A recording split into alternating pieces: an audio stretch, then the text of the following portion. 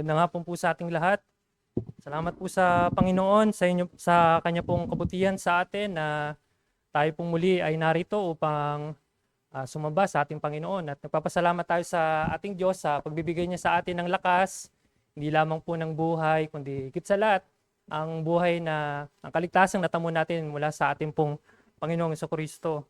At bago po ang lahat, nire-remind ko lamang po ang bawat isa na paki-silent po natin ang ating pong mga cellphones or paki-turn off po natin. At kung maaari po ay habang di pa po tayo tuloy nagsi-start ay pwede po natin gamitin yung CR sa mga oras na ito para po mamaya ay hindi po tayo makadistract sa ating pong pagsamba. Ganun din po, re-remind natin ating mga magulang na bantayan po natin yung ating pong mga anak na i-minimize yung kung may mga ingay, kung may mga dapat gawin, pwede po tayo pumunta doon sa likod para i-attend po ang ating pong mga anak.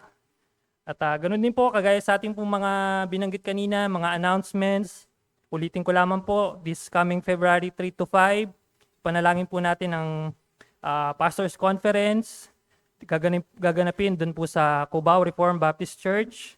Ito po ay gaganapin ng February 3 to 5. At ang alam ko, atin po dito ang iba pa nating mga pastor sa MCBC kasama ni Brother Jay. So ipanalangin po natin sila na maging pagpapala ito sa kanila. Ganoon din po yung RBI PT class this coming February 9 to 13. Alalahanin po natin ito sa ating po mga panalangin na maging kapakinabangan para po sa mga kapatiran natin o mga pastor na a-attend sa gawain na ito. Ganun din po ang ating pong recovenanting this coming February 21. So please mark nyo po ito sa inyong mga calendars, yung pong mga nagpa-interview, yung mga magpapa-member. So ito na po yung time na inantay po natin na ma-covenant po ang ating pong samahan. So gaganapin po natin ito sa Moonwalk, doon po sa MCBC, doon po sa Parañaque. So doon po natin gagawin yung recovenanting. Araw po ng Sabado ito, 10 a.m. And then the following Sunday or the next day, Sunday, doon po tayo ulit. So pakiano nyo lang po, paghandaan po nating mabuti ito. Kung kailangan nyo ng mga masasabayan, pwede po naman po nating pag-usapan doon po sa mga kagaya ni Tatay Jerry, malayo siya doon. Pwede siyang daanan ni o sino man. So pwede pong ganun yung gawin natin. Sa kagaya nung ginawa natin noon, nagtulong-tulong tayo para at least hindi makabigat para sa mga kapatiran natin na walang sasakyan. So yun lang po ang ating po mga announcements dahil po diyan, pangunahan po natin ang ating pong pagsamba sa pamamagitan ng isang himno. Awitin po natin ang hymn number 400, Crown Him with Many Crowns. Tayo po tayo lahat.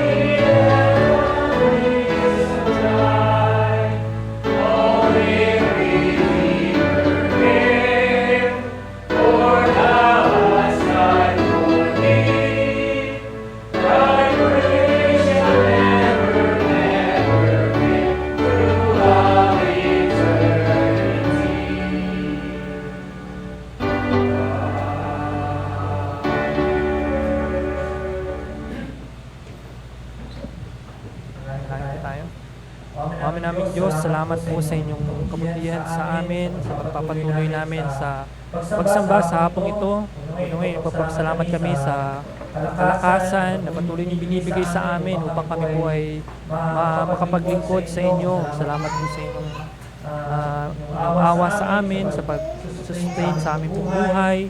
Sa lahat, salamat po sa kaligtasan na ibinigay niyo po sa amin pamamagitan namin Panginoon sa Kristo. Dahil po sa Kanya, kaya kami ay nakakatayo sa inyong harapan. Dahil lamang po sa Kanya, o aming Panginoon, ay tinatanggap niyo po ang aming pong pagsamba. At sa hapong ito, dalangin namin na patuloy niyo po kaming samahan sa pagsamba namin sa inyo. Alabin niyo po muli ang aming pong mga puso sa aming pong pagsamba. Ganon din po ang dalangin namin kung ang aming pong mga puso ay nanlalamig sa oras na ito. Paalabin niyo po ito.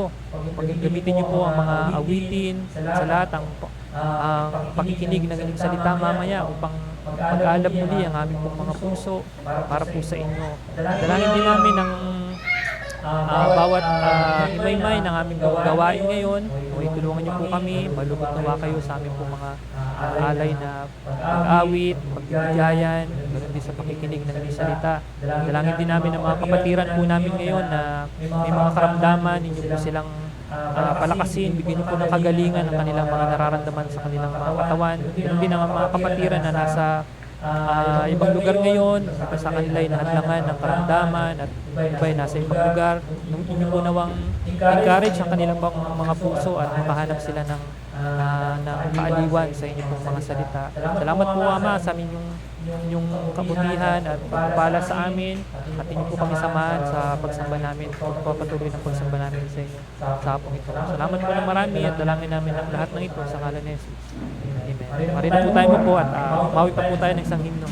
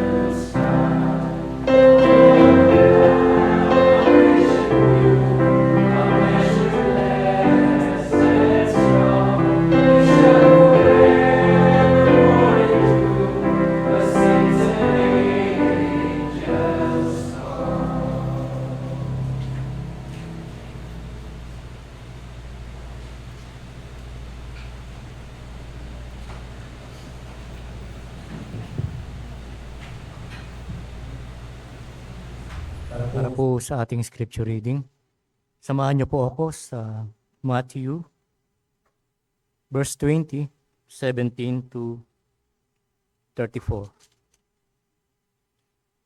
Mateo, chapter 20, verse 17 to 34. Ito po ang salita ng Diyos. Verse 17, habang umaahon si Jesus patungo sa Jerusalem, ibinukod niya ang 12 alagad. At sa daan ay sinabi niya sa kanila, narito, umaahon tayo patungong Jerusalem. Ibibigay ang anak ng tao sa mga punong pari at sa mga eskriba, at kanilang hahatulan sila ng siya ng kamatayan. At kanilang ibibigay siya sa mga hentil upang kutsyain, hagupitin, at ipako sa krus, at siya'y muling mabubuhay sa ikatlong araw. Verse 20, pagkatapos ay lumapit kay Jesus ang ina ng mga anak ni Zebedeo, nakasama ang kanyang mga anak na lalaki. Siya'y lumuhod sa kanya at may hiniling na isang bagay sa kanya. At sinabi niya sa kanya, ano ang ibig mo? Sinabi niya sa kanya, ipag-utos mo na itong 2 kong anak ay umupo, ang isa sa iyong kanan at ang isa sa iyong kaliwa, sa iyong kaharian. Ngunit sumagot si Jesus at sinabi, hindi ninyo nalalaman ang inyong hinihingi. Kaya ba ninyong inuman ang kopa na malapit ko ng inuman? Sinabi nila sa kanya, kaya namin. Sinabi niya sa kanila, talagang iinuman niyo ang aking kopa, ngunit ang maupo sa aking kanan at sa aking kaliwa ay hindi ako ang magkakaloob, kundi iyon ay para sa kanila na ipaglalaanan ng aking ama. Nang marinig ito ng 10 ay nagalit sila sa 2 magkapatid. Ngunit tinawag sila ni Jesus at sinabi sa kanila, alam ninyo na ang mga pinuno ng mga hentil ay nangingibabaw na Panginoon sa kanila at ang mga dakila sa kanila ay gumagamit ng kapangyarihan sa kanila. Hindi maaaring magkagayon sa inyo, kundi ang sino man sa inyo na nagnanais maging dakila ay kailangang maging lingkod ninyo. At sino man sa inyo na nagnanais na maging una ay kailangang maging alipin ninyo. Kung paanong ang anak ng tao ay naparito, hindi upang paglingkuran, kundi upang maglingkod, at upang ibigay ang kanyang buhay na pantubo sa marami. Verse 29, nang sila'y papalabas na sa Jericho, sumunod sa kanya ang napakaraming tao. May 2 lalaking bulag na nakaupo sa tabi ng lansangan. Nang marinig nilang nagdaraan si Jesus, sila'y sumigaw na nagsasabi, mahabag ka sa amin, anak ni David. Ngunit sinaway sila ng maraming tao upang sila'y tumahimik. Ngunit lalo silang nagsisigaw na nagsasabi, mahabag ka sa amin, Panginoon, anak ni David. Tumigil si Jesus at sila'y tinawag at sinabi, anong nais ninyong gawin ko sa inyo? Sinabi nila sa kanya, Panginoon, mabuksan nawa ang mga mata namin. Dahil sa habag ay hinipo ni Jesus ang kanilang mga mata kaagad, nakakita silang muli at sila'y sumunod sa kanya. Salamat po sa salita ng Panginoon. Purihin po ang kanyang banal na salita. Makikita po natin sa mga unang bersikulo na tinalagaan ng Panginoong Hesus ang kanyang kamatayan sa verse 17 hanggang 19. Sa ikatlong pagpahayag ng ating Panginoong Hesus tungkol sa kanyang pagdurusa at pagkabuhay na muli. Dahil makikita po natin yung unang 2 pinahayag sa Book of Matthew 16:21. Basahin ko lang po. Mula ng panahong iyon ay pinasimulan ni Jesus na ipaliwanag sa kanyang mga alagad na kailangan pumunta siya sa Jerusalem at magtiis ng maraming bagay sa kamay ng matatanda, ng mga punong pari at mga eskriba. Siya'y papatayin at muling bubuhayin sa ikatlong araw. At makikita rin po natin ito sa Matthew 17 verse 22 to 23. Verse 22, habang sila'y nagkakatipon sa Galilea, sinabi ni Jesus sa kanila, ang anak ng tao ay malapit nang ipagkanulo sa kamay ng mga tao. Verse 23, Siya'y papatayin nila, ngunit siya'y muling mabubuhay sa ikatlong araw. At sila'y labis na nalungkot. So yung dinagdag po natin Panginoong Jesucristo dito ang mga detalye na ang mga pinuno ng mga Hudyo ang maghahabla sa kanya sa mga hentil. Na siya naman ay huhusgahan, aapihin at pagkatapos ay papatayin siya sa pamamagitan ng pagpapako sa krus. Dito po natin makikita magsisimula ang isang bagong yugto sa ministeryo ng ating Panginoong Jesucristo. Kung makikita po natin, lumilipat si Mateo mula sa pampublikong paglalahad ni Jesus tungkol sa nalalapit na kaharian tungo sa maingat niyang pagtuturo sa mga alagad na ang kaharian ay kailangang dumaan sa kanyang kamatayan. At pagkabuhay na muli at kung ano ang ibig sabihin nito sa kanyang mga tagasunod. Doon naman po sa mga susunod na bersikulo, makikita po natin doon sa verse 20 hanggang sa huling bersikulo, may isang ina na humiling sa kanyang sa mga anak ni Zebedeo. Ang kahilingan ng ina, ito po ay magulang ni Santiago at Juan. Dalawa sa mga apostoles ng ating Panginoong Jesucristo. Makikita po natin ito sa Matthew 4:21. Basahin po natin. Para sa kanyang mga anak ay kasunod ng anunsyo ni Jesus tungkol sa kanyang darating na pagdurusa upang ipakita na hindi nauunawaan ng mga alagad ang kanilang pagdurusa sa kabila ng malinaw na hula niya. Makikita po natin ito sa Lucas 18:34. Ngunit wala silang nauunawaan sa mga bagay na ito. Ang sabing ito ay nakatago sa kanila at hindi nila naintindihan ang sinabi. At isa sa binasa po natin sa verse 23. Yung tungkol po sa kopa. Ang tasa ay karaniwang nangangahulugang paglabas sa puot ng Diyos. Ang kopa ng Diyos, andun po ang kapuotan. Ang pag-inom ng mga alagad sa tasa ay nangangahulugang mararanasan nila ang pagdurusa. Tulad po ng tayo na kung ating pong tatanggapin ang kopa ng Panginoong Jesucristo, nandun po yung pagdurusa, andun po yung paghihirap. Naranasan po natin yan sa araw-araw nating buhay. Kaya po, kapag ngunit tandaan na tinawag ito ni Jesus na aking tasa. Dahil ininom ni Jesus ang tasa ng puot ng Diyos, hindi na kailangang inumin ng mga mananampalataya ang puot na nararapat sa kanila.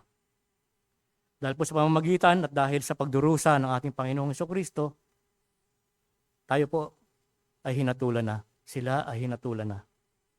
Ngayon ay tinuturing silang matuwid sa natatanging gawa po ng ating Panginoong Jesucristo at mga tagapagmana ng kanyang kaluwalhatian. Gayon pa man po sa ating pamumuhay ngayon, ang mga pribilehiyo ay makikilala natin sa pagdurusa ng ating Panginoong Jesucristo. Sa verse 28, makabasa po natin yung pantubos. Ang pantubos ay ang halaga na binabayad upang palayain ang isang tao mula sa pagkaalipin o pagkakakulong. Ang halaga ng kalayaan mula sa kasalanan at kaparusahan ay ang buhay ni Jesus. Ibinigay niya sa atin ang kanyang buhay.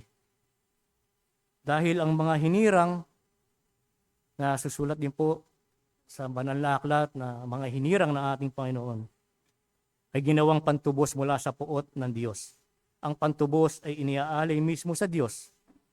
Umiinom si Jesus ng tasa ng puot ng Diyos, hindi para sa kanyang sarili, mga kasalanan, kundi bilang paraan sa pagtupos ng ating kasalanan at kasalanan ng mga marami. Sa mga huling bersikulo po, makikita po natin doon na may pinagaling po ang ating Panginoong Kristo na 2 bulag. Makikita po natin na binanggit din ni Mateo ang 2 lalaki. Doon, samantalang doon po sa Book of Mark at sa Book of Luke ay binanggit lamang ang isa. Kung babasahin po natin, si Bartimeo lamang po ang binanggit doon sa Mark. Marahil dahil siya ang mas maingay at matatag. Si Bartimeo po yung porsigido, maingay at matatag. So, ang pagkapagaling sa bulag ay isang himala na di pa nangyari sa lumang tipan. Wala po tayong makikita sa lumang tipan na may pinagaling na bulag. Mababasa rin po natin ito sa John 19:32. ay patutunayan ng dalawang saksi. Mula nang magsimula ang mundo, hindi pa narinig na may nagbukas ng mga mata ng taong ipinanganak na bulag. Sa praktikal na pamamaraan na pagpapagaling na ating Panginoong si Kristo sa isang bulag na makakakita. Sa atin po na praktikal na tao din, na tayo ay sinilang na nakakakita, tayo ay sinilang na hindi bulag sa praktikal na pamamaraan. Subalit kung ating pong imulat ang ating mga mata sa mundong ito ng makasalanan, maaaring tayo po ay sabihing bulag sa harap ng ating Panginoong Hesukristo. Dapat po na imulat ang ating mga mata na makita po natin ang tanging gawa ng ating Panginoong Hesukristo dun sa krus ng Kalbaryo. At makita po natin ang kanyang tiis, kanyang sakit, ang kanyang pagkamatay, at muling pagkabuhay ang magmumulat ng ating mga mata para sa ating kaligtasan. Ang natatangi po niyang gawa ang nagbigay sa atin ng kaligtasan at mag-aalis ng ating mga kasalanan. Salamat po sa Panginoon Diyos.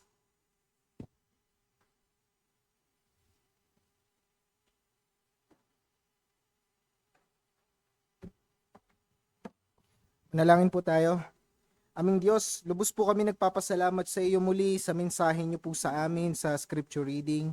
Salamat o Diyos sa mga mayaman na katotohanan ito at tulungan niyo po kami o Diyos na huwag kaming tumulad kay Santiago at kay Juan sa kanilang request na ito na umupo sa kaliwat kanan ni Hesukristo pag siya'y naupo na sa trono. Sirain niyo po, Panginoon, sa puso namin na anumang anyo ng pagmamataas. Nawawala sa amin, O Diyos, ang mag-isip na kaya naming uminom sa kopa na iinumin ninyo. Wala sa aming umisip na kaya naming saluhin, kaya naming bayaran ng puot ng Diyos na gawad sa mga kasalanan namin sa pamamagitan ng pagtitiwala sa aming sarili o paggawa ng mga mabuting gawa para sa aming sariling pangkaligtasan. Bagkus manampalataya kami, O Diyos nawa, na ang kopang ininom mo ay sapat na yung na-aksyon, pambayad sa puot ng Diyos na gawad sa amin. At salamat, O Diyos, dahil hindi po ininom ng iyong anak na si Hesukristo ang kopa na iyon na gawad sa sarili niyang kasalanan, kundi mga kasalanan po namin ang kanyang pinagbayaran, at doon sa krus ng Kalbaryo ay binigay niya ang kanyang sarili, pampalubag loob at pantanggal ng galit ninyo para sa amin. Salamat, O Diyos, sa alay na ito ni Hesukristo, at salamat din dahil nakita po namin sa aming binasa kung paano pinagaling po ninyo ang mga bulag. Salamat, O Diyos, at ikaw ay Diyos na tagapagpagaling ng anumang karamdaman, at maaari kaming lumapit sa iyo sa kahinaan ng aming mga katawan. Pero higit po sa lahat ng ito, O Diyos, ikaw ang nagpabdilat ng aming mga spiritual na mata. Kami lahat ay bulag noon. Hindi namin nakikita ang katwiran mo, hindi namin nakikita ang kalooban mo, at kung makita man namin ang mga pagpapalang binibigay mo, O Diyos, ang pinapasalamatan namin ay mga nilikha mo at hindi ikaw na mandilikha. Ngunit sa iyong grasya at habag, sa iyong takdang panahon, dinilit po ninyo ang aming mga mata sa iyong ebanghelyo, at ngayon dinala mo po kami sa iyong kagilagilalas na liwanag. Salamat, O Diyos, dahil ang kagalingan na naranasan ng mga bulag na ito, bagamat sa kanila'y pisikal, spiritual namin itong naranasan. Salamat, Panginoon, sa pagpapala mong ito.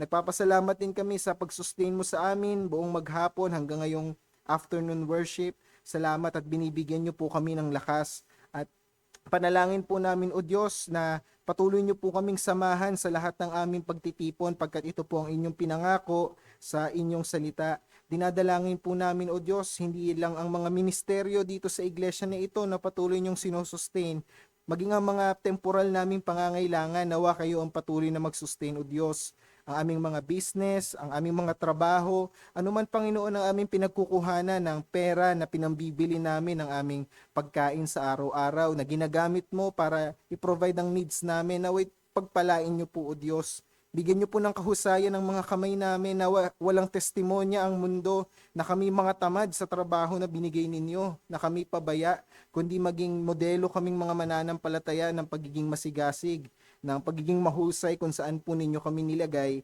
sa mundong ito. Nananalangin kami, O Diyos, na palaguin niyo po ang pagmamahal namin sa inyong anak na si Hesus Kristo. Nawa mas makita namin araw-araw ang kanyang ginawa sa krus. Mas mainganyo kami na hanapin ang kagandahan niya sa bawat pagbuklat namin ng kanyang salita. Nawa, O Diyos, ibigyan niyo po kami ng ibayong kagutuman at kauhawan na saliksikin ang kanyang salita nang sa ganun ay mas makilala pa ang iyong anak na si Hesus Kristo.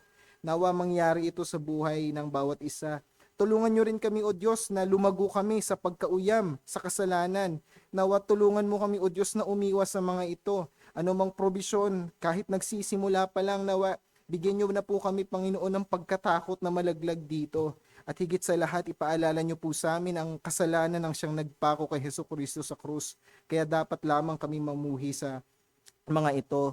Nananalangin din kami, O Diyos, na nawa magbukas ka pa ng maraming evangelistic opportunities sa iglesyang ito.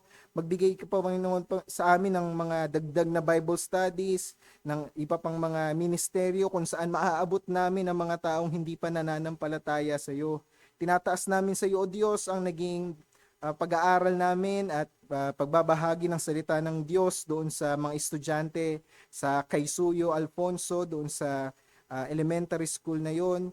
Salamat, Panginoon, at nawa tulungan niyo po ang mga nagtuturo sa eskwelahan na to at nawa marami pa pong kapatiran ng sumuporta at higit sa lahat, nawa bagamat murang edad pa ang mga estudyante, mamunga sa kanilang mga puso dahil wala pong edad, walang edad na hindi kayang abutin ng iyong grasya. Nawa abutin sila ng iyong ebanghelyo. At nananalangin din kami muli, O Diyos, sa gaganapin naming recovenanting sa February 21. Nawa matagpuan po lahat kami, O Diyos, na seryoso sa endeavor na ito. Alam po namin ang aming pinapasok at ang aming commitment na kami magiging responsible sa kaluluwa ng isa't isa at magmamahal sa isa't isa. Nawa seryosohin po ito ng lahat ng magpapartake dito. Maging ang aming mga practical na plano sa mga susunod na buwan ay tinataas namin po sa iyo. Ang aming plano na humanap ng ibang lugar for gathering. Kung iyon loloobin, O Diyos, nawa magbigay kayo sa amin ng mga lugar na favorable na aming pansamantalang lilipatan. O kung yung kalooban, O Diyos, pagbuksan niyo po kami ng opportunity para sa aming sariling lote. Sa iyo namin ito inaasa, hindi kami nagmamadali, O Diyos, at kami naghihintay kung kailan niyo po ito ipagkakaloob. Muli naming tinataas, O Diyos, ang gawain ito sa iyo ngayong hapon. Pinangako mo sa iyong salita na ibibigay po ninyo ang inyong banal na spirito hanggat tapat na inaipapangaral ang iyong salita sa kalagitnaan namin. Nawa kumilos ang iyong banal na spirito sa kalagitnaan namin. Kung meron kaming mga kasalanan sa puso, nawa palitawin mo ito, ang aming mga kalamigan, ang aming pagkakalimot, lahat ng ito'y i-reveal mo po ngayong hapon at itulak kami neto sa pagsisisi at mas malalim na pananampalataya sa iyo. Tulungan niyo po kami na iwaksi ang anumang kaantukan at kapaguran. Batid mo, O Diyos, ang kahinaan ng aming katawan sa aming pagod sa mga nakalipas na araw, sa 6 na araw na nakalipas. Tulungan niyo po kami na masustain ang aming strength sa pakikinig ng iyong salita ngayong hapon. Nawa makihukay kami kasabay ng preacher. Makihukay kami sa salita mo ng mga kayamanan mula sa iyong salita at manabik ang aming puso. At nawa, O Diyos, ang gagamitin mo ngayong hapon na si Brother Jeremiah sa pangangaral, puspusin niyo po siya ng iyong banal na spirito, nawa mangusap kayo sa amin sa pamamagitan ng kanyang bibig. Pagpalain niyo po ang naging preparasyon niya at nawa ay sa pamamagitan ng kanyang pangangaral ay may mga kaluluwa na manampalataya sa iyo. Salamat aming Diyos sa lahat ng bagay na ito sa ngalan ng iyong anak na si Jesus. Amen.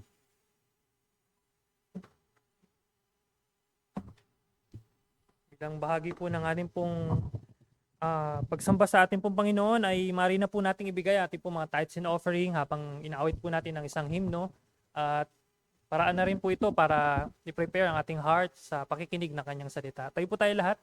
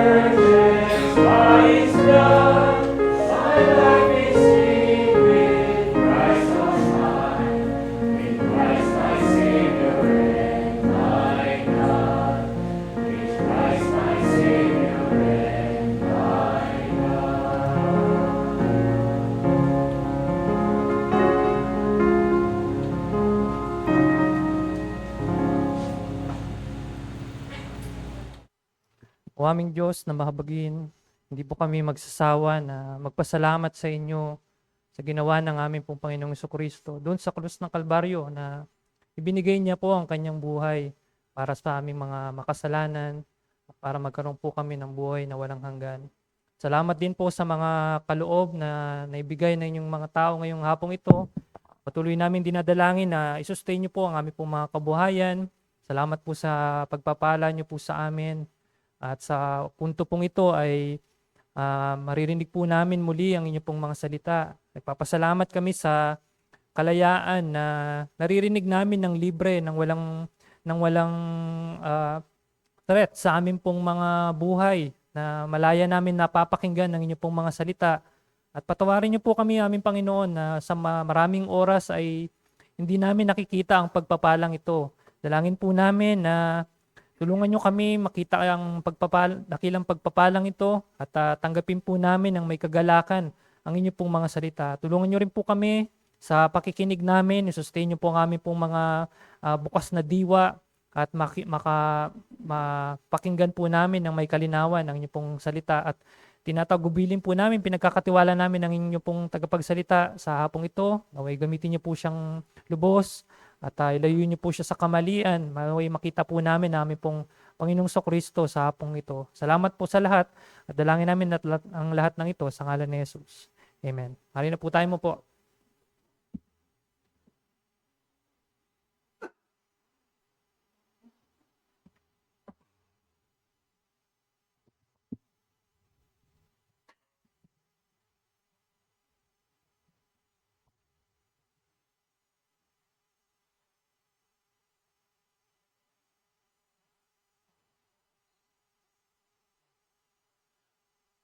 Makibukas po ang lahat sa aklat ng Gawa. Gawa 8 verse 9 to 25. Again, makibukas po ang lahat sa Gawa 8, verse 9 to 25. Ako po ay babasa sa wikang Tagalog. Verse 9. May tao rin doon na ang pangalan ay Simon. Matagal na niyang pinahahanga ang mga taga-Samaria sa kanyang kahusayan sa Salamangka. Nagmamayabang siya na akala mo kung sino siyang dakila. Ang lahat ng tao sa lungsod, mahirap man o mayaman, ay nakikinig ng mabuti sa kanya. Sinabi nila, ang taong ito ang siyang kapangyarihan ng Diyos na tinatawag na dakilang kapangyarihan. Matagal na niyang pinahanga ang mga tao sa kanyang kahusayan sa Salamangka, kaya patuloy silang naniniwala sa kanya. Pero nang mangaral si Felipe sa kanila ng magandang balita tungkol sa paghahari ng Diyos at tungkol kay Hesukristo, sumampalataya siya. Nagpabautismo ang mga lalaki at babae. Pati si Simon ay sumampalataya rin at nang mabautismohan na siya ay sumama kay Felipe. Talagang napahanga siya sa mga himala at kamanghamanghang bagay na ginagawa ni Felipe. Verse 14, nang marinig ng mga apostol sa Jerusalem na ang mga taga-Samaria ay sumampalataya rin sa salita ng Diyos, ipinadala nila roon sina Pedro at Juan. Pagdating nila sa Samaria, ipinanalangin nila ang mga mananampalataya roon na sana'y makatanggap nila ang banal na Espiritu. Sapagkat kahit nabautismuhan na sila sa pangalan ng Panginoong Hesus, hindi pa nila natatanggap ang banal na Espiritu. Ipinatong ni na Pedro at Juan ang kanilang mga kamay sa kanila at natanggap nila ang banal na Espiritu. Nakita ni Simon na sa pagpatong ng kamay ng mga apostol sa mga mananampalataya ay natanggap nila ang banal na Espiritu. Kaya inalok niya ng pera sina Pedro at Juan at sinabi niya, bigyan ninyo ako ng ganyang kapangyarihan para ang sino mang patungan ko ng kamay ay makakatanggap din ng banal na Espiritu. Pero sumagot si Pedro sa kanya, mawala ka sana at ang iyong pera, sapagkat inaakala mong mabibili ng pera ang kaloob ng Diyos. Wala kang bahagi sa gawain namin dahil marumi ang puso mo sa paningin ng Diyos. Kaya pagsisihan mo ang masama mong balak at manalangin ka sa Panginoon na patawarin ka sa iyong napakaruming pag-iisip. Sapagkat nakikita kong inggit na inggit ka at alipin ka ng kasalanan. Sinabi ni Simon, kung maaari, ipanalangin ninyo ako sa Panginoon para sa akin upang hindi mangyari sa akin ang parusa na sinasabi niya. Pagkatapos magpatotoo at mangaral ng salita ng Panginoon, bumalik sa Jerusalem sina Pedro at Juan. Ipinangaral nila ang magandang balita tungkol kay Kristo sa maraming nayon ng Samaria na kanilang dinaanan. Purihin po ang Panginoon sa pagkabasa ng kanyang banal na salita. Panandalian po tayong manalangin. Aming Ama, kami lumalapit sa inyong harapan. Tulungan niyo po ako. Ako'y mahina. Naway tulungan niyo kami na sa pakikinig namin ng inyong salita, siyasatin mo nawa ang aming puso. May we test and examine ourselves. At nawa, Panginoon, may the Word itself teach us, correct us, rebuke us, na mag-penetrate ito to the divine marrow at makita namin, Panginoon, ang kadakilaan ng aming Panginoong Hesukristo. Tulungan mo kami sa oras na ito na maunawaan ang inyong salita. Hindi lang kami maging tagapakinig na after nito ay ito'y mawawaldas, kundi tulungan mo kaming may apply namin ito sa aming personal na buhay. Mapurihan ka, Ama, sa pangalan ni Jesus. Amen.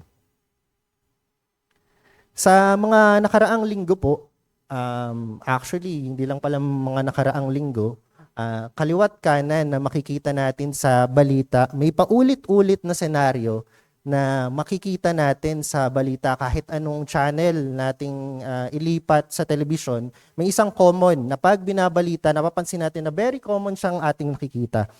Isang opisyal o kaya isang personalidad ang isang nasangkot sa eskandalo, isang kriminal na nasa loob ng bilangguan, may lumabas na ebidensya, may galit ang publiko, may banta ng kaso, at nasa Suprema.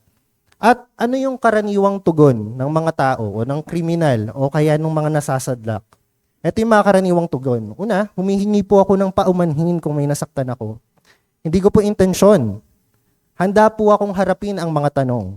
Diba may makikita natin, may mga press conference, may luha, minsan may statement pa na isinulat ng abogado o yung abogado yung humaharap, hindi yung mismong nasasakdal. Ngunit pagkatapos ng ilang araw, mapabalita ulit sa TV, repetition, umulit-ulit. ibig sabihin, walang tunay na pag-amin ng kasalanan. Walang pananagutan, walang pagbabago ng asal. Ang pinakalayunin ay maibsan ang galit ng publiko, hindi para ituwid ang ginawang kasalanan. At ito po yung pag-aaralan natin sa hapong ito, ang counterfeit repentance or not all repentance is real. And it is the marks of counterfeit repentance. Sa Tagalog, hindi lahat ng pagsisisi ay totoo. Ito yung huwad na pagsisisi at mga marka ng huwad na pagsisisi. Diba kung titingnan natin yung kwento, para siyang totoo. Even yung mga pulis, 'di ba, napapaniwala na nagsisisi siya, naghihinagpi siya sa loob ng kulungan, may press conference, tapos napapaniwala talaga. Pero pag titingnan, when tested, wala siyang true spiritual integrity. Maaring pumasa sa mata ng tao, pero po sa mata ng Diyos, lahat ay hayag at lantad. Ngunit bago tayo bumalik sa ating aralin sa gawa, nais ko pong simulan ang hapon na ito na basahin rin po natin ang Mateo 7 verse 21 to 24. Matthew 7 verse 21 to 24. Verse 21, hindi lahat ng tumatawag sa akin, Panginoon, Panginoon, ay papasok sa kaharian ng langit, kundi ang mga taong sumusunod sa kalooban ng aking Ama na nasa langit. Sa araw ng paghuhukom, marami ang magsasabi sa akin, Panginoon, hindi po ba't sa inyong pangalan ay nangaral kami? Nagpalayas kami ng mga demonyo at gumawa ng mga himala. Ngunit sasabihin ko sa kanila, hindi ko kayo nakilala kailanman. Lumayo kayo sa akin, kayong mga gumagawa ng kasamaan. Ang mga salitang ito na ating nabasa, nakakabigla, nakakapingilabot at lubhang trahedya at napakasakit kung ito'y ating maririnig. Sinasabi ng Panginoon na darating ang araw, ang word po dyan, marami ang haharap sa Kanya. May buong kumpiyansa na inaakala nila na sa pagpasok nila, tatanggapin sila sa kaharian ng langit. Ngunit may mga makikitaan to ng mga may paglapit sa Panginoon, may mga gawa, may mga himala pa nga. Ngunit sa halip ay maririnig nila ang pinakamatinding hatol na maaaring marinig ng kahit sino mang tao at ayaw nating marinig. Ang nabanggit po dito, hindi ko kayo kilala kailanman. Ito ang pinakamapanganib na uri ng panlilinglang. Ang isipin na tayo ay ligtas, ngunit hindi pala. Hindi ito kakulangan sa aktibidad, sa ministry of piety, o kakulangan natin ng oras sa Panginoon. Ito ay kakulangan sa tunay na pagsisisi at pagkilala sa Diyos. At pansinin po natin, hindi ito sinabi ni Kristo sa mga ateista, hindi ito sa mga paganong sumasamba sa Diyos-Diyosan, hindi rin ito sa mga walang pakialam sa Diyos.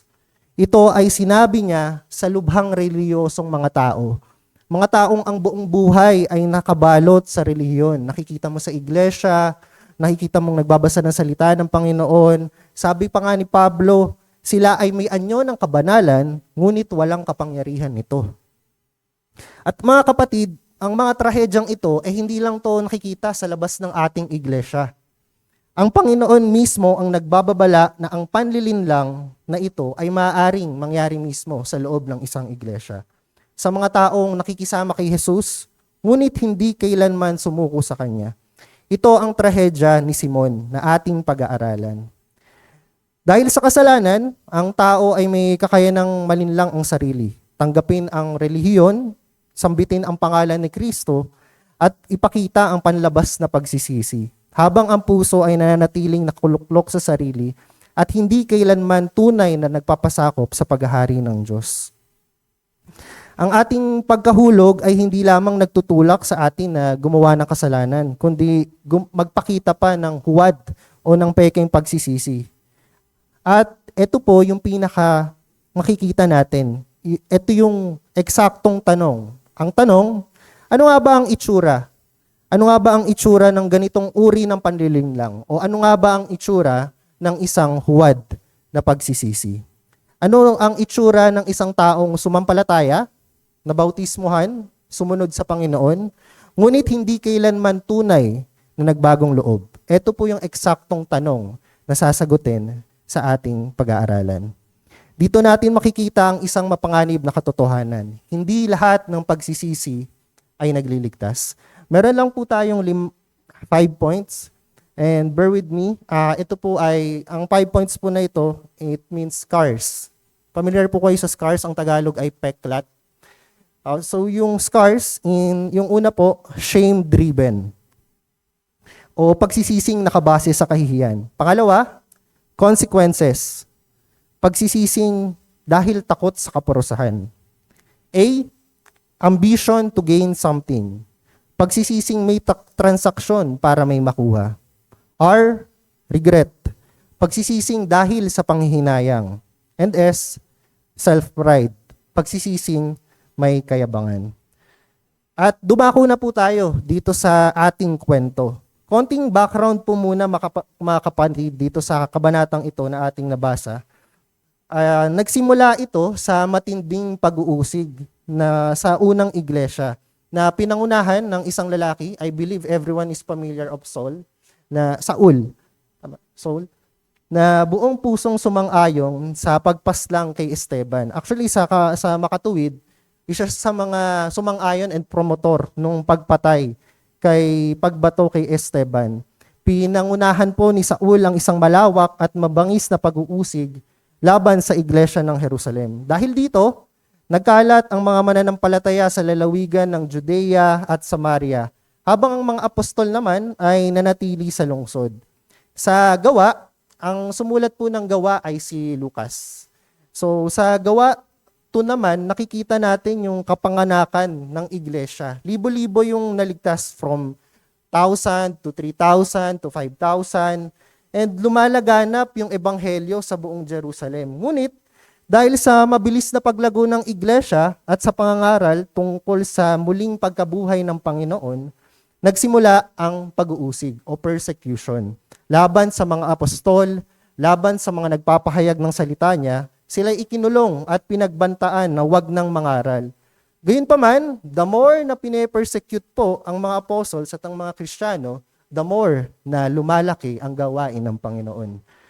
Pagdating dito sa Gawa 7, before Gawa 8, dumating si Esteban. Siya yung binato hanggang mamatay sa harap at pahintulot nga po ni Saul. Di ba yung ginawa ni Saul, nilipol niya. Nililipol niya yung iglesia, pinasok niya yung bahay-bahay, at kinakalagkad niya palabas yung mga lalaki at babae, tapos pinapakulong. Ngunit sa halip nga po na mapigilan ng ebanghelyo, lalo pa itong lumago.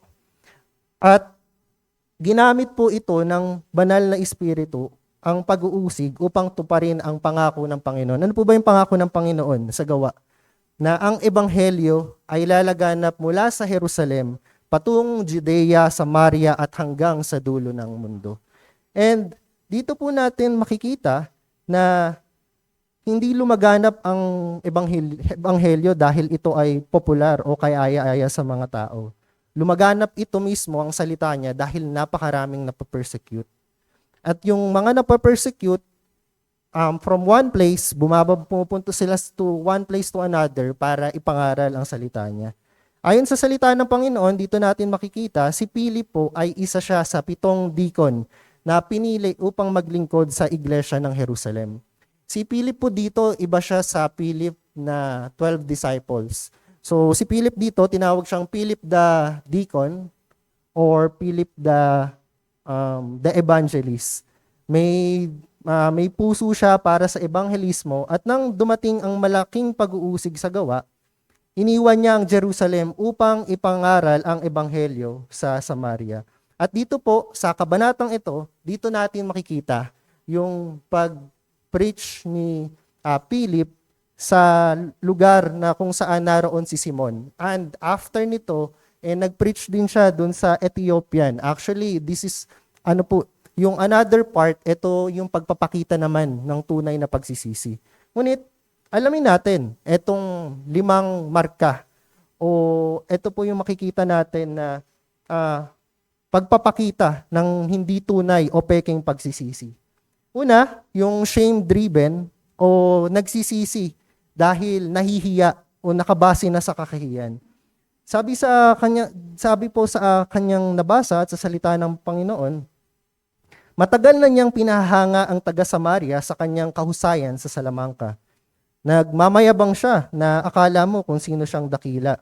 Si Simon, kung titingnan natin, para siyang celebrity, very popular, na very in demand. Diba, meron tayong, lalo ngayon sa mga social media, merong mga nakikitang madalas nagpa-pop up na very known. And ganun yung postura ni Simon, na sikat siya. Actually, ang tawag niya at ng mga tao, Simon the Great. Ang kanyang halaga, nakatali sa paghanga ng tao. At nang dumating si Felipe, yung magic ni Simon, nadaig ng tunay na himala. So, ang huwad po na pagsisisi, madalas nagdudulot yan ng pagkalantad ng ating kasalanan sa harap ng tao, hindi sa harap ng Diyos. Sa ating binasa, si Simon ay tinuturing na Simon the Great, pero nang maniwala ang mga tao kay Felipe, ang pananampalataya ni Simon ay paraan lamang upang bawiin ang kanyang impluensya o kanya yung nawalang influence. Ngunit, di ba, nagsisi siya kasi nahihiya na siya eh. Dati, Simon the Great. Pero ngayon, biglang bagsak. And may papalit na sa kanya. So, and aside from that, alam natin na yung sorcery napakabigat na kasalanan sa harapan ng Panginoon. Ilalantad to ni Felipe, tapos, paano na ako? So, what's next? So, ang kailangan gawin, ang ginawa niya, nagsisi siya. So, etong pagsisisi na to, hindi po ito tunay. Huwad. Kung ang iniiyakan mo ay ang iyong nasirang pangalan sa halip na ang iyong nasirang relasyon sa Diyos. Sabi sa Proverbs 29 verse 25, huwag mong ikabahala ang sinasabi ng iba. Magtiwala ka kay Yahweh at mapapanatag ka. Natatakot si Simon na mawala yung reputation sa kanya. Nahihiya siya more than the wrath of God. And yung repentance niya, dahil nga ito'y shame-driven o dulot nung gusto niyang nahihiya siya, rooted siya sa kung paano siya tinitingnan ng iba, hindi siya rooted kung paano siya tinitingnan ng Diyos, nagdulot ito ng huwad na pagsisisi. Napahiya siya dahil na-expose na ang kanyang kasalanan. Dahil maaaring hatulan na siya ng mga tao na siya ay peke sa kanyang mga ginagawa. Ngunit hindi ito nagdadala ng kaligtasan. Hindi nalulungkot dahil sa kasalanan kanyang ginawa laban sa Diyos. Ngunit dahil apektado na yung pangalan or your reputation niya sa lipunan. And natatakot siya kasi nga mag-iiba na yung paningin ng tao sa kanya. Posible po na ang tao, mga kapatid, ay hiyang-hiya sa kanyang kasalanan. Posible na namumula na yung mukha, nanginginig na ang katawan, tumatagaktak na ang pawis dahil sa kahihiyan. Ngunit ang ganitong pagsisisi ay hindi nagliligtas. At dito rin makikita natin na naway suriin natin ang ating mga sarili. Ang pagsisisi mo ba ay bunga ng pag-ibig sa Diyos o bunga ng takot na mapahiya sa mundo? Naway hindi ganun, mga kapatid. Sabi sa Galatians 1 verse 10, sa tingin mo ba'y papuri ng tao ang hinahanap ko? Hindi. Ang nais ko lang ay malugod ang Diyos. Kung papuri lang ng tao ang hinahanap ko, hindi ako karapat-dapat na maging lingkod ng Diyos. Pangalawa, yung una po ay shame-driven. Pangalawa is consequences of sin or fear of judgment. Ang pagsisising takot sa kapurusahan. Diba nung nakita nga ni Simon na sa pagpatong ng kamay, na inggit siya, na parang, diba, parang bata, uy, gusto ko din yan. Ako din. Gusto ko ring magawa yan. Bigyan mo ako ng ganyang kapangyarihan. Pero ang sagot ni Pedro sa kanya, grabe yung rebuke ni Pedro sa kanya, mawala ka sana at ang iyong pera. Sapagkat inaakala mong mabibili ng pera ang lahat. Wala kang bahagi sa gawain namin dahil napakarumi ng puso mo. Diba? Sinubukan niyang bilhin yung kapangyarihan ng Panginoon. Bakit kaya? Bakit niya kaya sinubukang bilhin? Bakit niya kaya sinubukang bilhin yung kapangyarihan? Nabibili kaya yun? Magkano kayang halaga? Kasi yung, di ba, si Simon, he's magician, sorcerer. And yung thinking niya, he wanted yung external blessings ng Espiritu Santo, pero hindi niya kayang isurrender yung sarili niya doon sa dinedemand ng Panginoon. At nung nirebuke na siya ni Peter, ang nangyari kay Simon, nagpanic siya. Hindi dahil doon sa kasalanan, pero dahil may judgment na dineclare si Peter sa kanya. At yung consequences, nakakaharapin niya dahil nga doon sa judgment na dineclare ni ni Pedro sa kanya na wala kang bahagi sa amin. Kaya pagsisisihan mo ng masama ang balak mo at manalangin ka sa Panginoon. At sabi po sa aklat ng Lucas 3 verse 8, kung tunay na nagsisisi kayo sa inyong mga kasalanan, patunayan nyo ito sa inyong mga gawa. Ang tunay na pagsisisi po ay nagbubunga ng tunay na bunga. Hindi lang ito basta verbal na I'm sorry, tapos na. Ito po'y obedience o paghingi ng kapatawaran over time. Continuous ang paghingi ng kapatawaran, kapatid. Dahil yun yung mandato ng Panginoon sa atin, hindi ito one time, big time na Panginoon patawad, the next day hindi ka nahihingi ng kapatawaran. We are dependent sa ating Panginoon. At dahil depende tayo sa Panginoon, kailangan po nating humingi ng kapatawaran sa pang-araw-araw. Diba? At dito rin po natin makikita yung panic na nag-produce ng promises na instead na I'll never do it again, yung tunay na repentance, nagpo-produce siya ng Lord, change my desires. Baguhin niyo po ang nilalaman ng aking puso. Nung nakita ito ni Simon, sinubukan niyang bayaran, pero yung mindset niya, it's still a magician and a sorcerer mindset. Gusto niyang i-control yung divine na merong ng pera. At dahil sa rebuke ni Peter, hindi naman niya sinabing, Lord, patawarin mo yung napakarumi kong puso. Hindi niya rin sinabi na patawarin niyo po ako na insulto ko ang banal na spiritu. Ang sabi niya, ayoko mangyari sa akin. Don't let that bad things happen to me. Hindi dapat. And etong repentance ng ito, 'di ba, yung mga mahuhuli na natatakot na sa punishment na hinaharap.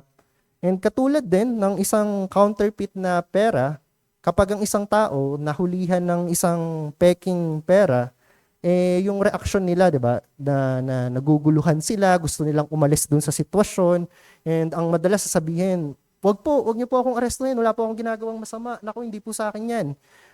Pero hindi naman talaga nila ina-admit yung kasalanang nagawa. Hindi sila, they don't care about doing what's right. They just want to avoid the punishment. And kung titingnan mo, bigyan mo ng assurance yung mga taong gumagawa ng kasalanan, na walang judgment, walang consequences dyan sa kasalanan na ginagawa mo. Hindi okay lang yan. Kapag sinabi nyo po yan, na hindi okay lang yung ginagawa mo, gagawin talaga nila yon. Gagawin talaga nila lalo yung kasalanan na yon. Kasi nga po yung we are depraved by nature itself.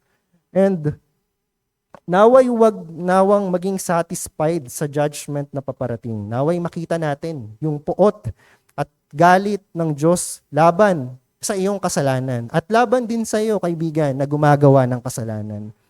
Ang tunay po na pagsisisi ay may pusong bagbag, may pusong nagpapasakop sa Diyos, at may pusong uhaw sa pagkakilala sa Diyos. Mga kapatid, you can say the right words, pero kung yung puso mo nagkikling sa kasalanan, yung repentance mo, it will never be heard. Ang tunay na pagsisisi, it will result sa pagkamuhuy mismo sa iyong puso, pag-amin mismo na napakarumi ng iyong puso, hindi lang dahil gusto mong may takot ka sa consequences at may takot ka sa judgment ng Panginoon sa kasalanan mo. Matakot ka mismo dahil banal at banal at banal ang Diyos. Ito po yung pangalawang pagpapakita ng huwad na pagsisisi. Pangatlo is yung ambition to gain something. Ang pagsisising ginagamit bilang transaksyon para sa pakinabang. Pero nang mangaral, sabi dito sa 12:13, pero nang mangaral si Felipe sa kanila ng magandang balita tungkol sa paghahari ng Diyos at tungkol kay Hesukristo, sumampalataya at nagpabautismo ang lalaki at babae. Pati si Simon ay sumampalataya rin. At nang mabautismohan siya, sumama siya kay Felipe. Talagang, ito po yung word, talagang napahanga siya sa mga himala at kamanghang-manghang bagay hindi nagawa ng Panginoon, na ginawa, ni Felipe. And yung amazement ni Simon or yung pagka-amaze niya, hindi dun sa message ni Felipe or dun sa gospel sana, pero na-amaze siya na paano niya nagagawa yun? Gusto ko rin yun. Parang gusto ko rin magawa yun.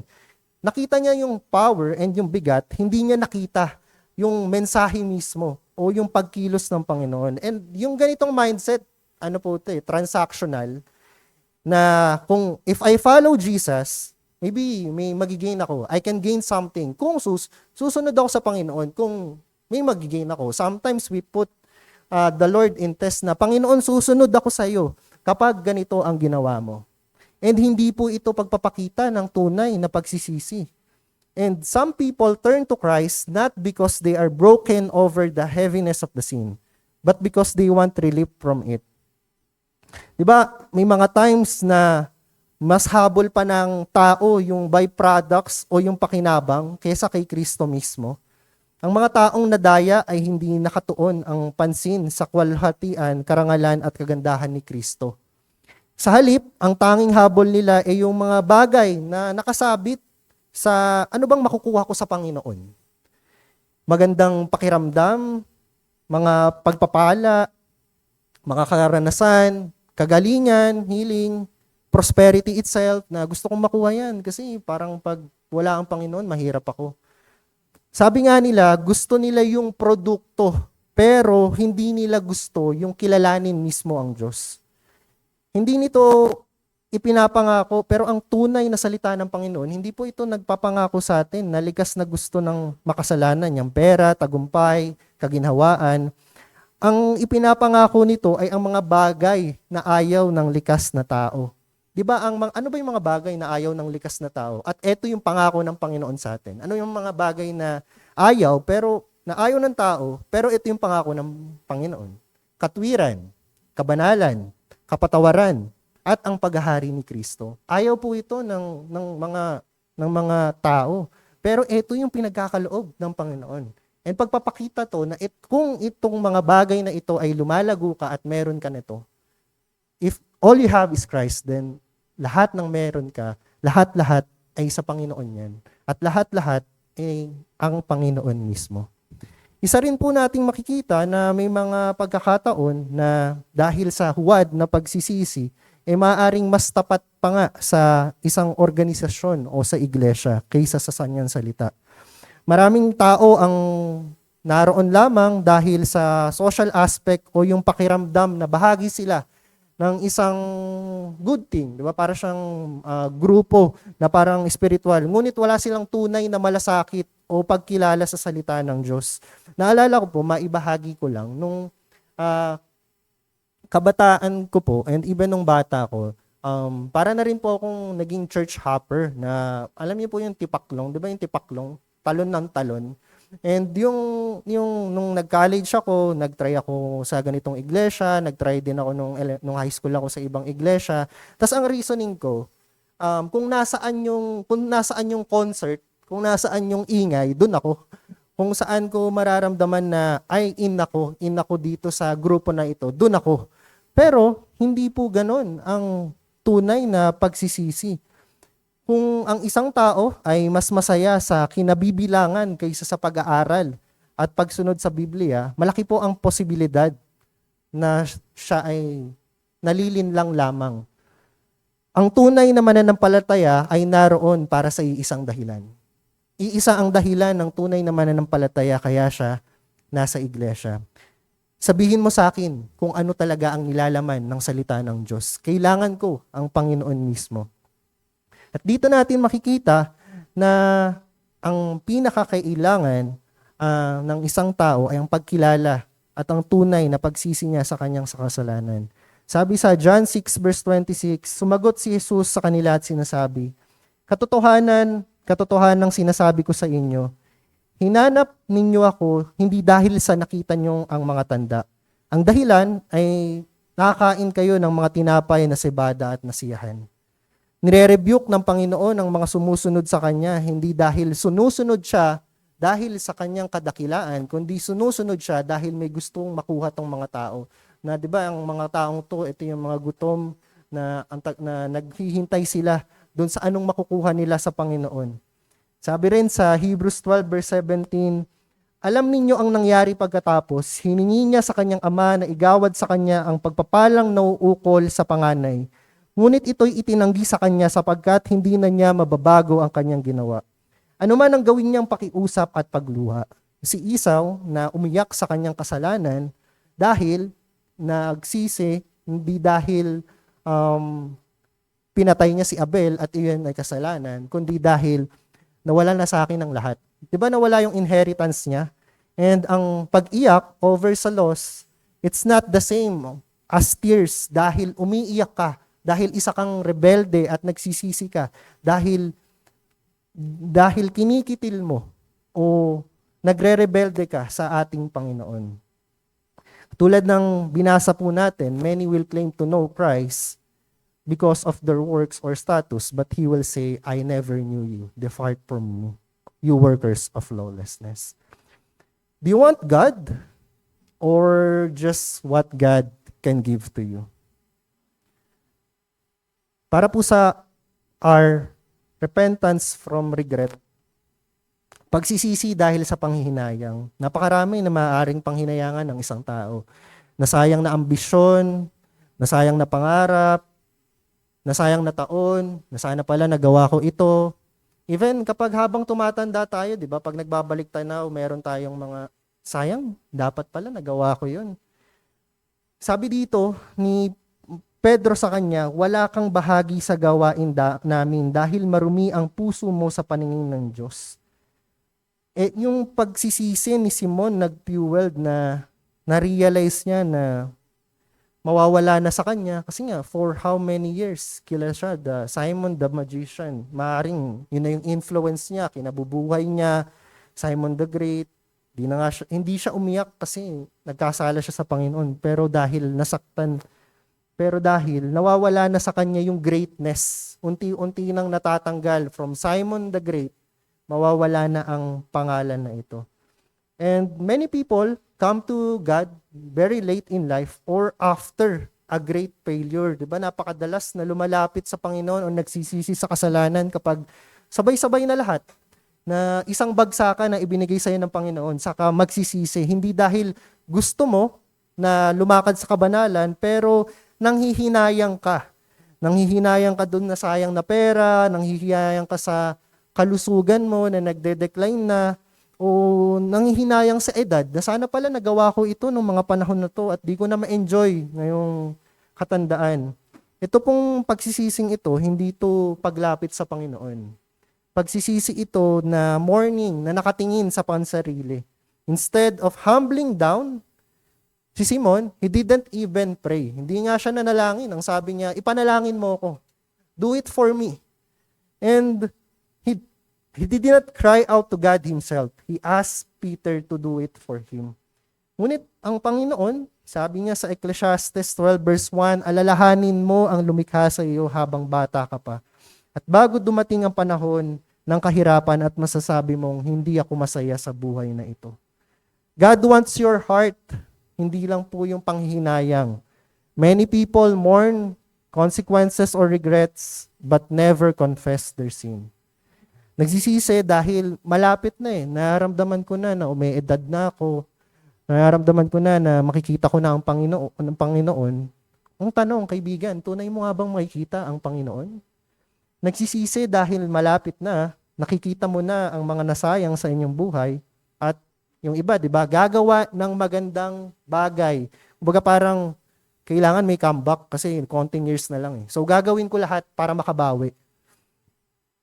To quote what Martin Lloyd-Jones have said, what our blessed Lord wants above all is ourselves. What Scripture calls is our hearts. He wants the inner man, the heart.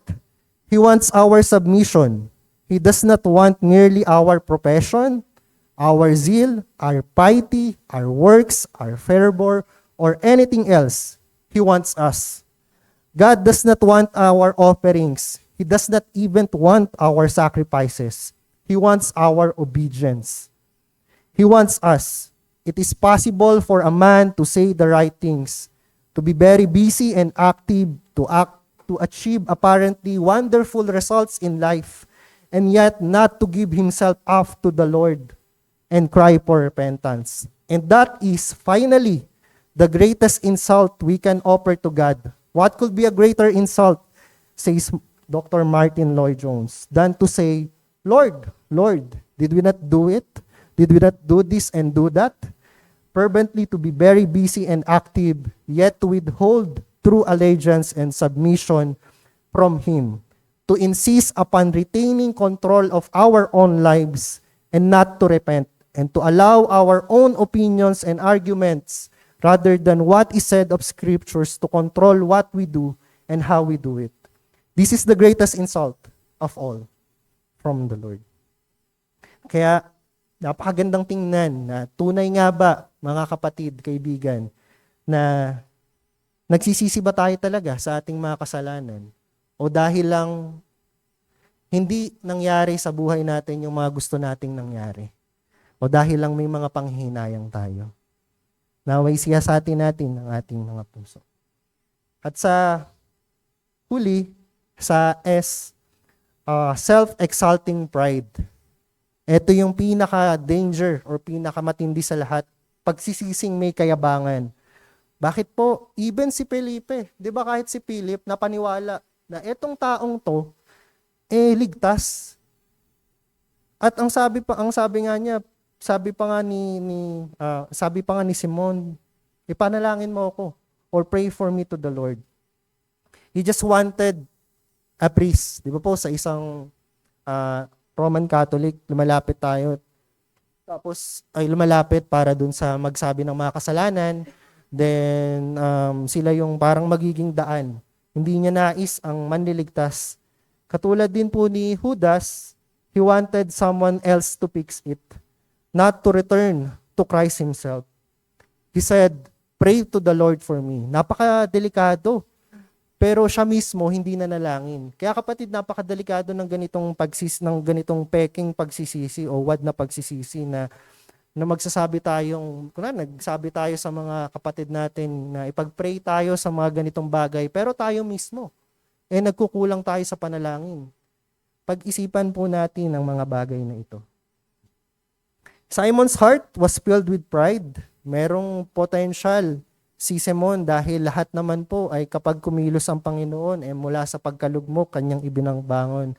With all the appearance of conversion, nakasama nga po siya sa pagmi-ministry, even na bautismuhan, naniwala. Pero napakataas still ng pagtingin sa sarili. He was still impressed sa idea na I'm still Simon the Great. Whatever, kahit anong sabihin ng mga yan, I'm still Simon the Great. He had built his identity around being someone great, and hindi niya kayang tanggapin na kailangan niyang maging maliit sa paanan ng Panginoon. Ito'y napaka-delikado and most terrifying kind dito sa 5 na marka ng false o huwad na pagsisisi. Maaring nasa iglesia ka, you can go to church, you can profess God, you can even witness miracles or be involved in ministry every day of your lives. Pero kung walang kapakambabaan ng loob, walang humility, na ang sasabihin mo, pray for me to the Lord. If walang brokenness, if walang paglapit sa Panginoon, hindi yan pagsisisi, kapatid. It's pride. Sabi ng Panginoon sa Psalms 51 verse 17, the sacrifices of God are a broken spirit, a broken and contrite heart. O God, you will not despise. Si David, he sinned greatly. Katulad po ng nabanggit kanina na he's a man after God's own heart, pero nakita niya yung bigat ng kasalanan. He came back to God with brokenness and surrender. And pag-isipan po na atin kung do we really want true or genuine, o lalapit ba tayo ng may tunay na pagsisisi, o dahil may kaginhawaan lamang. Maliwanag ang mensahe ng Diyos sa atin ngayong hapon. Ang huwad na pagsisisi ay nagdudulot sa atin ng malalalim na sugat, ang mga scars. Ito ay nakatuon lamang sa pag-iwas sa kahihiyan, takot sa kaparusahan, pagliligtas ng sariling imahe, at pagpapanatili ng kontrol sa sariling buhay. Si Simon, mga kapatid at kaibigan, naniwala siya na bautismuhan at sumunod. Ngunit ang kanyang puso ay nananatiling nakatali sa sarili niyang kadakilaan. Ang tunay na pagsisisi ay hindi lamang pag-iyak dahil ikaw ay nahuli na o dahil natatakot ka sa impyerno. Ang tunay na pagsisisi ay ang pagkamuhi sa kasalanan mismo at pagsisisi dahil nasaktan mo ang banal, banal at banal na Diyos. Dahil ito'y pagrebelde sa Kanya, sa banal at mapagmahal na Diyos. Ito ay ang pagbibitiw at pagtalikod po sa iyong sarili upang sambahin ang tanging karapat-dapat na si Jesucristo. Si Simon, sumampalataya, nabautismohan, sumunod sa mga tao, ngunit ang kanyang puso, ang kanyang pagsisisi ay nananatiling patay at huwad. Ang ating napag-aralan ay isang seryosong babala para sa atin. Posibleng magawa mo ang lahat, paniniwala, bautismo, pagiging active sa iglesia, ngunit nananatili kang peke, kaibigan o wad.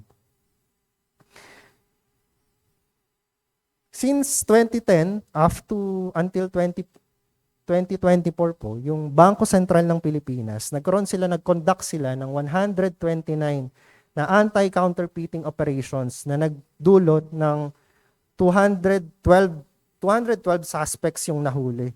And na-confiscate sila ng 46,100 pieces ng pera na ang halaga po ay kulang-kalang 36 million.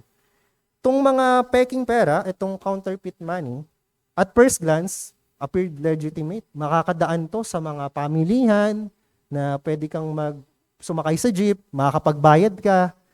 Kung baga, mako-convince mo yung mga tao na yung hawak mong pera, tunay. Well-printed, texture. Actually, yung iba, stamp pa para mapakitang authentic or tunay. They can fool na ang isang taong walang alam. And in some cases, kahit nga 'di ba sa mga pamilihan, makikita 'to. Pero kung titingnan sa masusing paraan through watermark test, 'di ba po? And yung UV light makikita natin even sa security threads na ay peki ito at ito yung tunay na pera.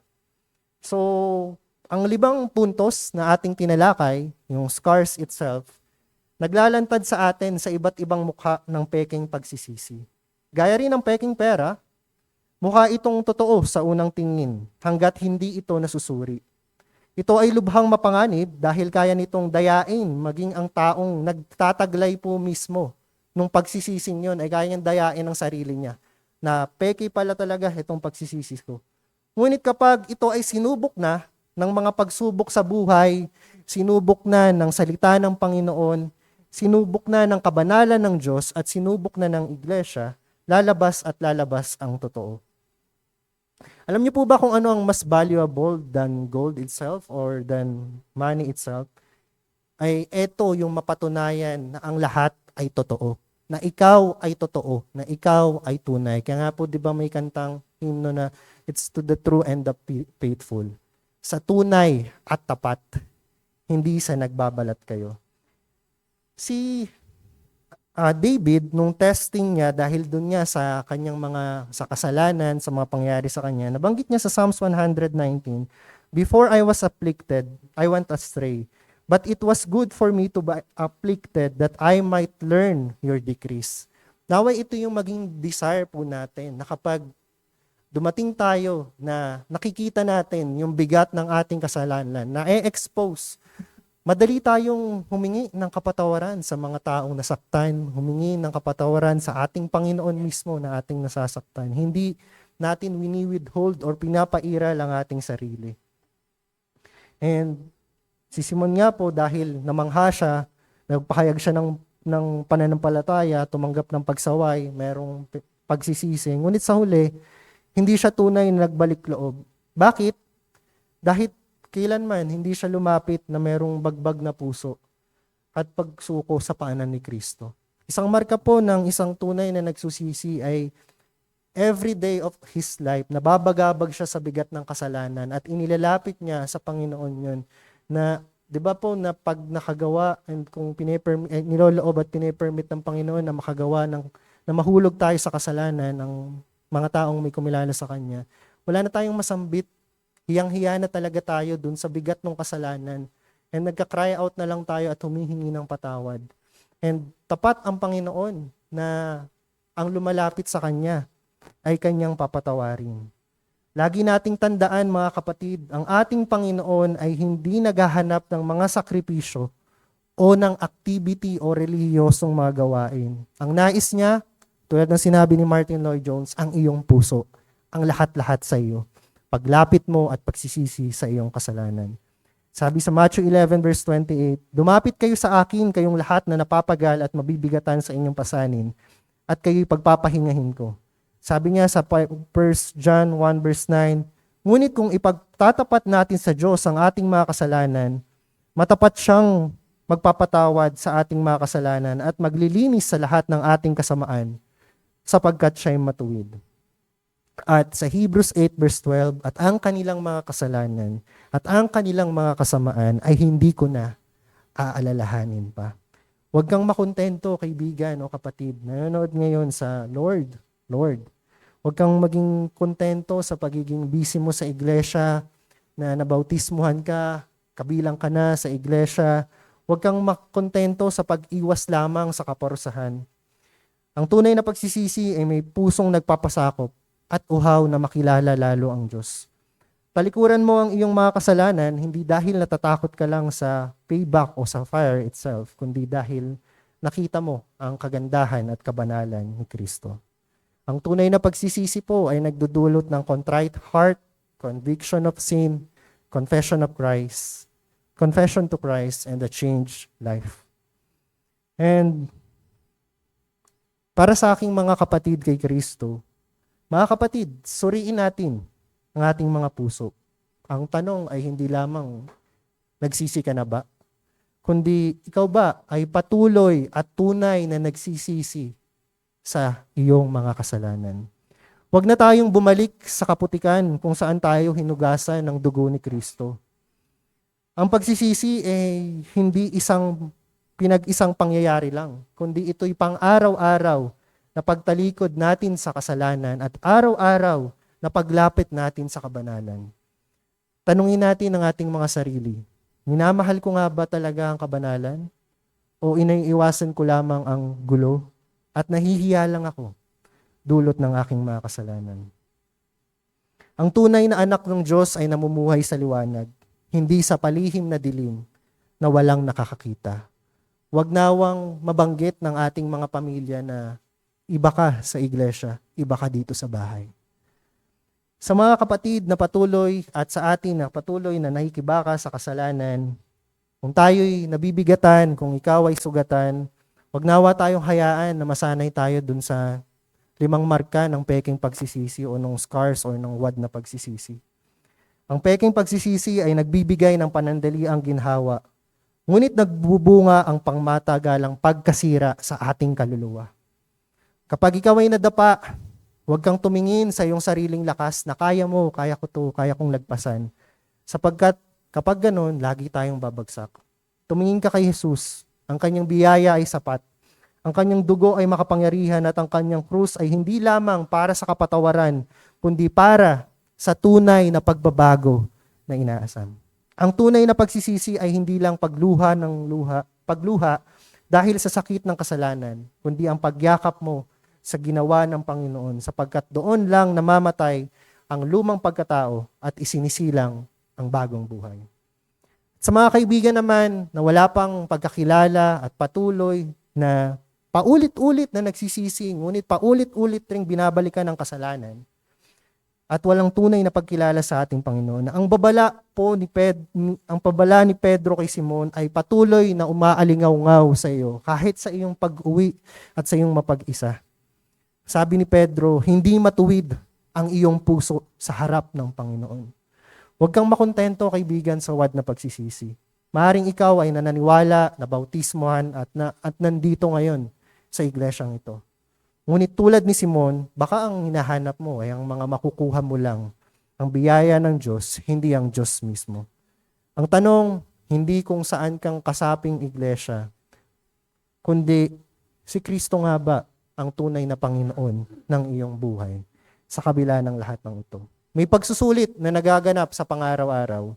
Tunay bang pagsisisi ang ating pinanghahawakan o panlabas lamang ating itong nakikita? Sa huli Ang kaligtasan ay hindi nabibili ng ginto o pilak o pera, kundi ng pagdanak ng dugo ni Kristo. Kung ang pagsisisi mo ay dahil lang sa kahihiyan, nais na may makuha, takot sa kaparusahan o sa bigat ng judgment, panghihinayang, o may kaakibat na pagmamataas sa sarili, kaibigan, ikaw ay alipin pa rin ng kasalanan. Ngunit kung titingnan mo at lalapit ka at ipapahayag mo ang iyong kasalanan, makikita mo ang biyayang napakalaki higit kaysa sa pinakamaitim at kaysa sa pinakamaduming kasalanan mo. To end, as Isaiah 1 verse 18 says, "Come now, let us settle this matter, says the Lord. Though your sins are like scarlet, they shall be as white as snow. Though they are red as crimson, they shall be like wool." Tayo po ay manalangin. Panginoon naming Diyos na dakila sa lahat, katulad ng aming napag-aralan, siyasatin mo ang laman ng aming puso't kaisipan. Patawarin mo kami sa aming mga kalamigan, sa aming mga kasalanan, sa mga pagkakataon na kami lumalapit sa inyo, humihingi ng kapatawaran dahil ito'y mechanical na, humihingi dahil may panghihinayang, may gustong makuha, o may consequences, may judgment.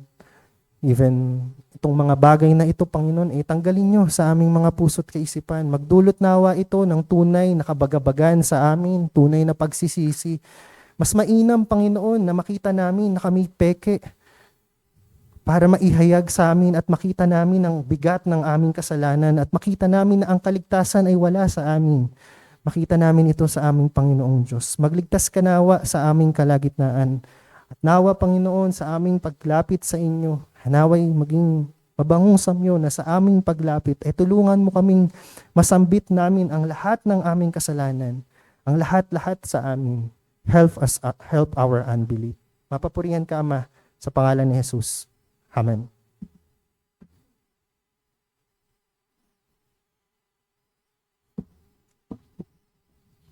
Tayong lahat, salamat po sa salita ng Diyos at para po sa ating closing hymn.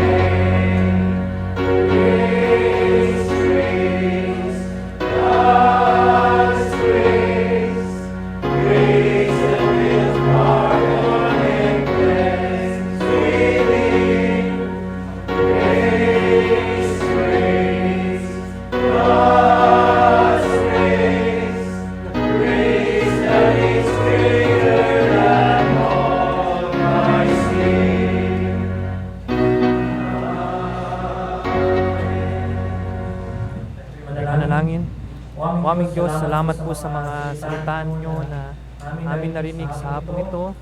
At tulungan niyo po kami na saliksingin nawa ang aming mga puso kung meron nga kaming marka ng tunay na pagsisisi. Tulungan niyo po nawa ang bawat isa sa amin at dalangin namin ng kung meron man sa aming kalagitnaan na nadadaya ng kanyang sarili, mahabag kayo aming Panginoon. I-reveal niyo po ito at kapag po nawa siya o ang mga kaibigan namin na narito ng tunay na pagsisisi. Salamat po sa inyong kabutihan sa amin, sa pagpapakain niyo po sa amin po mga kaluluwa. Dalangin namin na inyo po kaming samahan sa buong linggong ito. Baunin namin ang inyong pong mga salita at panghawakan namin ng mga salita nyo ito, gamit namin sa aming pong araw-araw na buhay at patuloy naming dinadalangin na samahan nyo pa kami sa mga gagawin pa naming gawain sa hapong ito, sa mga extended fellowship, ganoon din sa patuloy na pagninilay-linay ng inyong pong mga salita. At patuloy namin dinadalangin din ang mga kapatiran namin, mga kapatiran. Patuloy niyo po sila bigyan ng kalakasan, O Lord, at kagalingan para sa mga nararamdaman po nila. Huwag po kami samahan sa buong linggo ito at ibalik po kami muli dito sa bahay panambahan. Salamat po ng marami at huwag po kaming dismiss sa inyong biyaya at pagpapala. Salamat po marami sa ngalan ni Jesus. Amen. Magandang hapon po sa atin lahat.